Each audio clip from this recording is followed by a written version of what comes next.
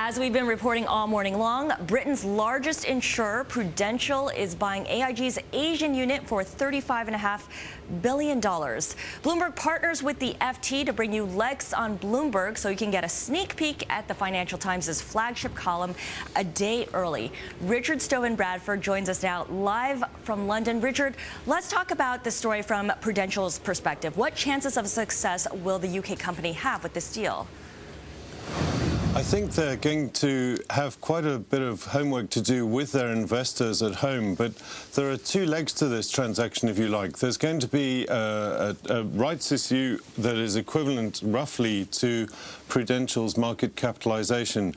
Tidjane Thiam, the chief executive, relatively new chief executive, says that his investment bankers have spoken to investors, brought them over the wall, if you like, and there's been good support at that stage. Now, the shares in Prudential went up approximately 26% this morning.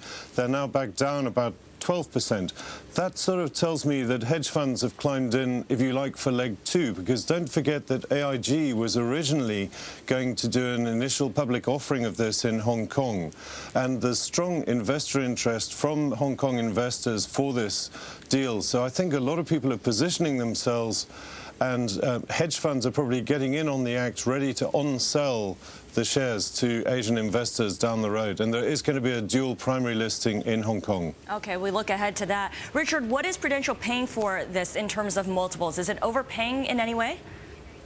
At first sight, it doesn't look like it. It's paying 1.7 times embedded value, which gives you an idea of the future profits of the business. Now, if you look at Chinese deals, they're probably Chinese equivalent insurers are trading at about 2.8 to 3 times embedded value with no mergers and acquisition interest. And elsewhere in Asia, probably in the 1.7 to 1.8 area. So it looks as though this is well priced. It seems a full price in terms of the size of Prudential, but in terms of multiples, doesn't seem over the top. All right, but we thank you for... let's see how the rights issue pans out. Okay, we thank you for your analysis. Richard Stovin-Bradford of the Financial Times in London.